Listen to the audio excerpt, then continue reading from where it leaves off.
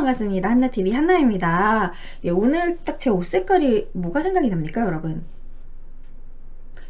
똥색이죠? 네, 오늘은 바로 소의 뿡뿡, 소의 방귀가 지구온난화에 어느 정도 영향을 끼칠 것인가. 좀 재밌는 주제죠? 제가 그런 기사를 본 적이 있었습니다. 소의 방귀가 지구온난화에 안 좋은 영향을 끼치기 때문에 육식을 줄여야 된다는 이야기였어요. 그래서 제가 그거 보고 말도 안 돼. 고기가 얼마나 맛있는데 뭐 소가 방귀를 끼면 얼마나 낀다고, 뭐 얼마나 뭐 메탄가스가 나온다고 라고 생각했는데, 이번에 준비하면서 깜짝 놀랐습니다.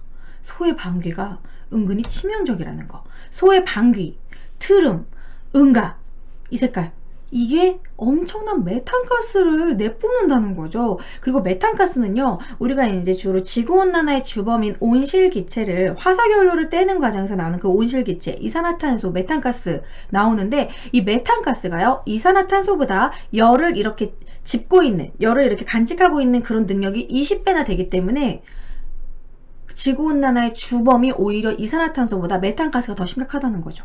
그리고 소는 이산화탄소보다 메탄가스를 방귀 뿡뿡 엄청나게 내뿜는다는 겁니다. 이산화탄소는 우리들도 숨쉬면서 많이 내뿜죠. 여러가지 뭐 이렇게 뭐를 태운다던가, 연기를 태운다던가, 화석연료를 태운다던가, 태울 때 많이 나옵니다.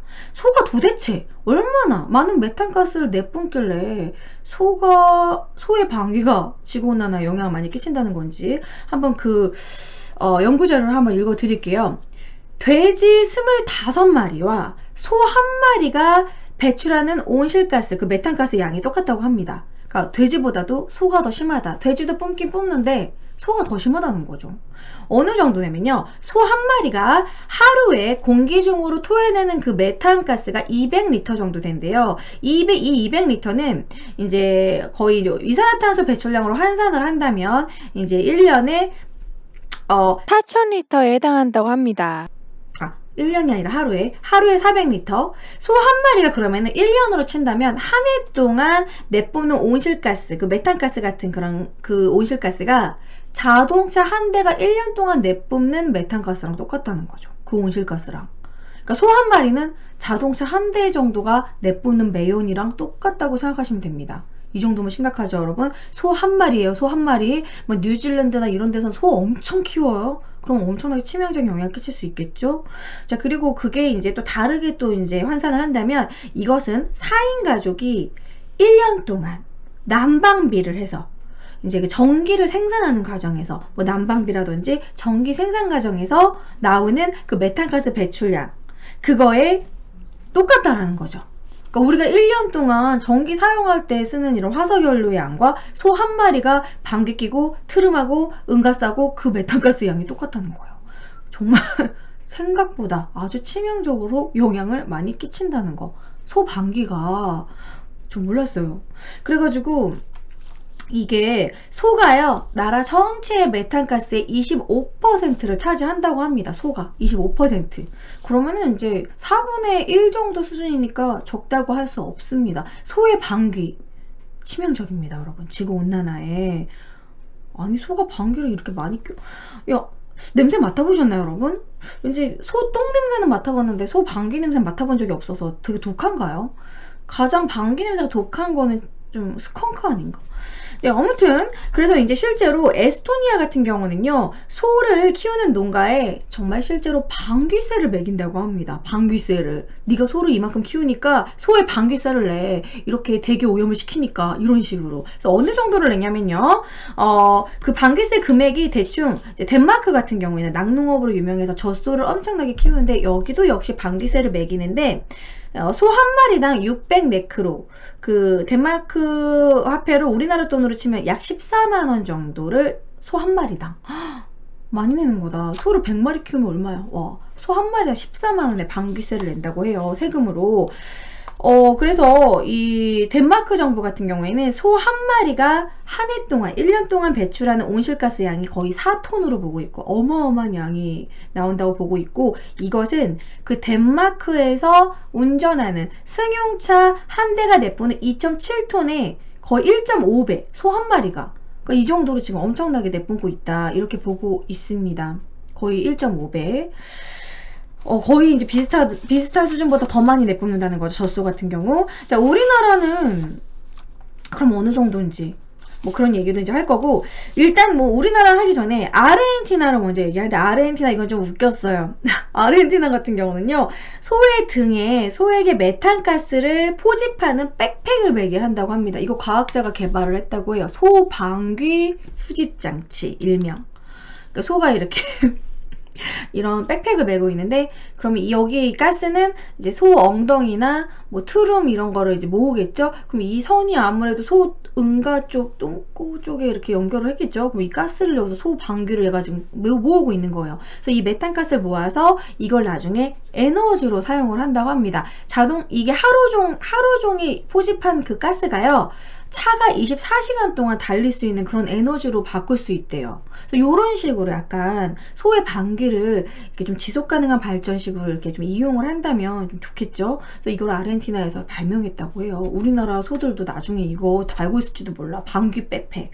방귀 수집용 백팩 뭐 이런 것도 있고요. 심지어 이제 뉴질랜드 같은 경우도 오히려 뉴질랜드는 인구보다 소의 숫자가 훨씬 많습니다. 소나 양의 숫자가 인구보다 많은 나라인데, 뉴질랜드도 방귀세를 물려고 하다가 막 농가에서 너무 반발을 해가지고 아직 물지 못하는 상황이고요. 뭐 뉴질랜드 말고도 뭐 아주 많은 나라들이 지금 방귀세에 대해서 고민을 하고 있고, 뭐 이렇게 아르헨티나는 이런 걸 개발할 정도로 아주 고민이 많다라는 겁니다. 그러면 소가 이렇게, 소의 방귀가 지구온난화에 치명적이라면 소를 가장 많이 키우는 나라는 어딜까요? 생각할 여유를 주겠어. 3, 2, 1 어딜까요? 저는 호주라고 생각했거든요. 우리가 햄버거 먹을 때 호주산 청정우, 호주산 쇠고기 이렇게 많아서 호주라고 생각을 했는데 인도였습니다. 인도가 힌두교잖아요. 인도인의 80%가 힌두교인들이기 때문에 인도는 소를 안 먹죠. 늙어 죽을 때까지 소를 신성시하기 때문에 계속 키워요. 그래서 소를 자기네들 농사짓는데 사용만 하고 죽이지 않기 때문에 오히려 소를 키웠다가 먹기 위해서 잡아가지고 먹는다든지 젖소를 뭐 이렇게 키워가지고 젖을 최대한 짠 다음에 늙으면 죽여가지고 그 고기를 먹는다든지, 그러면은 이제 소가 죽고 나면은 방귀를 낄 수 없으니까 그나마 이제 없어지는데, 소가 제일 많은 나라는 인도라고 합니다. 죽을 때까지. 그럼 인도는 그 소가 죽을 때까지 끼어대는 방귀의 양이 어마어마하겠죠. 어쨌든 인도 같은 경우는요, 미국 농무부가 USDA가 집계한 2016년 버전의 리서치입니다. 최근 거는 못 구했어요. 2016년 버전의 그 리서치를 보면은요, 인도에서 키우고 있는 소의 마리수는 어쨌든 전 세계 9억 9,661마리 중에서 9억이 있어, 소가. 그런데 인도 같은 경우는 3억 160만 마리가 있다고 합니다. 인도가 1위입니다. 2위는 어딜까요? 2위 같은 경우에는 의외로 브라질이었어요. 2위가 호주인가 했는데 2위는 브라질 2억 1,909만 마리, 전체의 22.6%. 3위는 중국입니다. 중국은 1억 25만 마리. 그래서 전체의 10% 정도.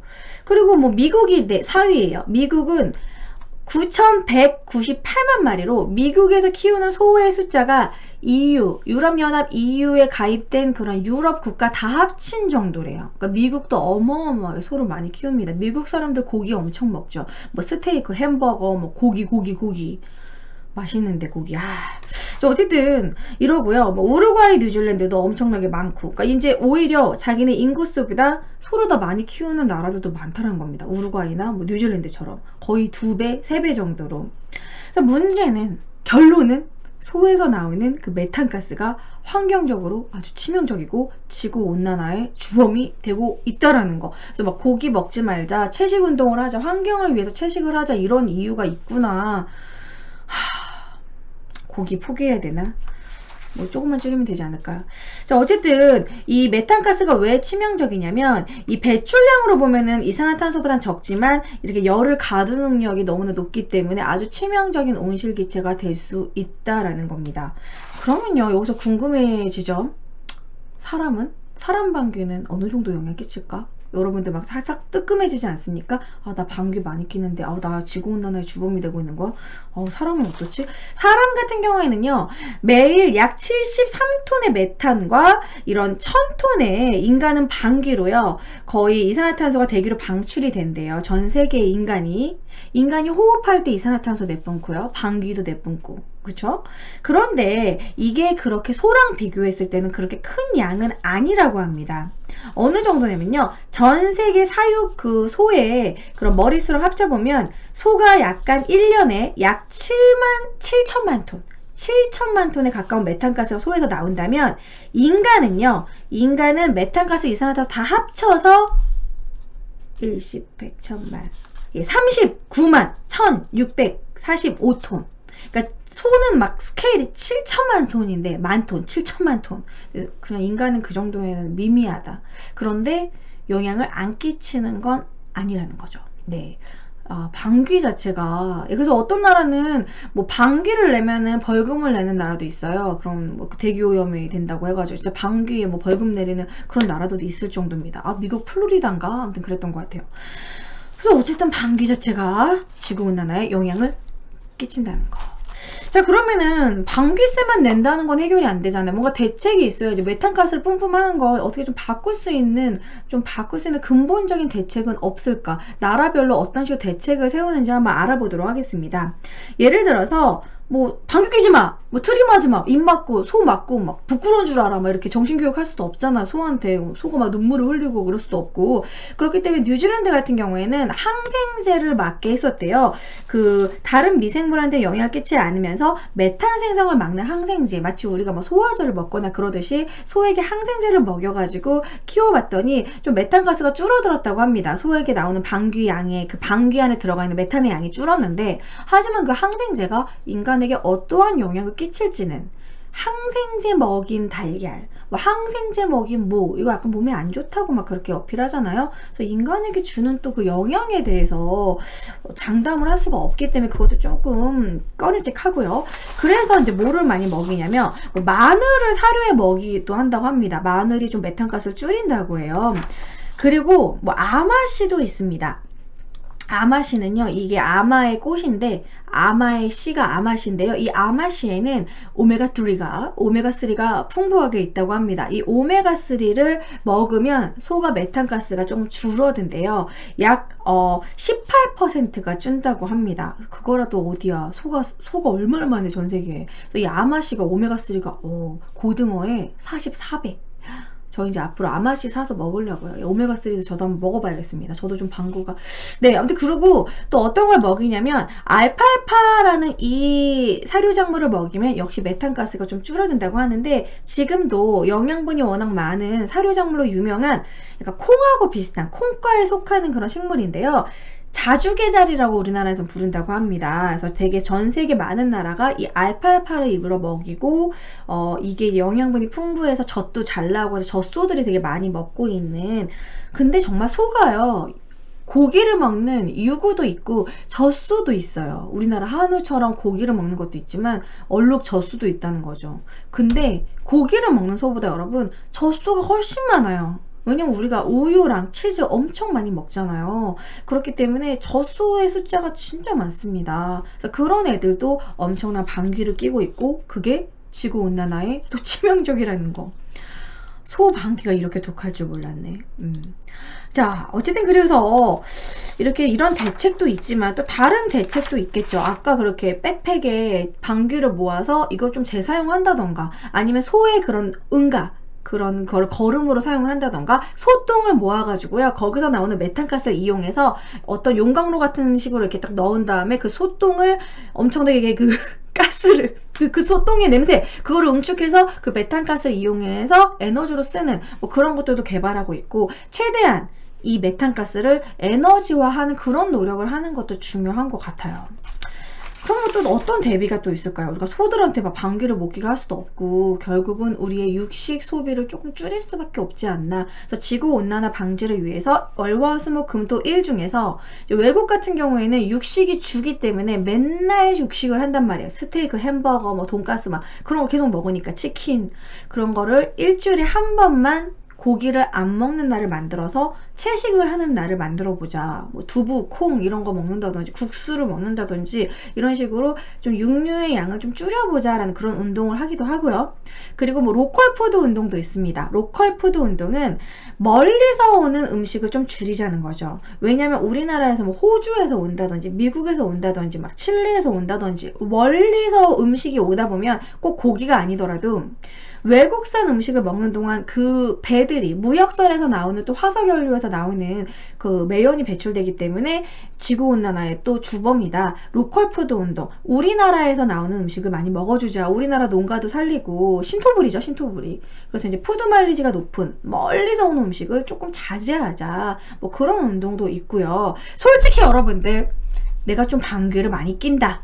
나는 방귀쟁이 뿡뿡이다. 그러면 좀 약간 죄의식을 가지고 지구온난화를 방지하기 위해서 뭐 일회용품을 줄인다던가 에코백을 갖고 다녀서 비닐봉지 사용을 좀 줄인다던가 커피숍에 가서 텀블러를 가져가서 일회용품을 줄인다던가 저도 그렇게 하겠습니다. 저도 많이 찔리네요.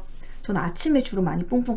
어쨌든 이렇게 좀 사람의 방귀도 영향 끼치고 소화제를 많이 끼치고 그렇기 때문에 좀 지구온난화라는 게 되게 심각하거든요. 이상기후를 가져오고 우리나라가 지금 6계절이죠.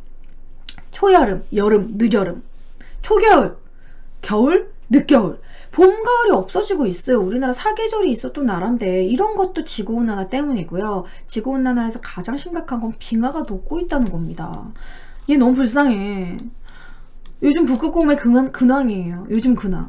북극곰이 이렇게 삐쩍 말라가고 있고 막 죽어가고 있고 지금 북극 난리입니다. 지구온난화 때문에. 그리고 침수되고 있는 나라들도 있고 뭐 자연재해를 불러일으키기도 하고 지구온난화가 점점 심각해지면 지구는 망할 수도 있다고 해요, 여러분. 그래서 아주 심각한 문제니까 아몰랑 나만 잘 살면 돼. 뭐 미래는 니네가 알아서 해. 이런 식의 마인드 말고 조금 미래도 생각하는 요즘 지속가능한 발전이 요즘 이슈잖아요. 그래서 본인이 방구를 안 끼더라도 조금 이제 채식도 많이 하고 고기를 또 너무 과다하게 많이 먹으면 몸에도 좋지 않다고 해요. 막 동맥경화, 고지혈증 결국 좋지 않습니다.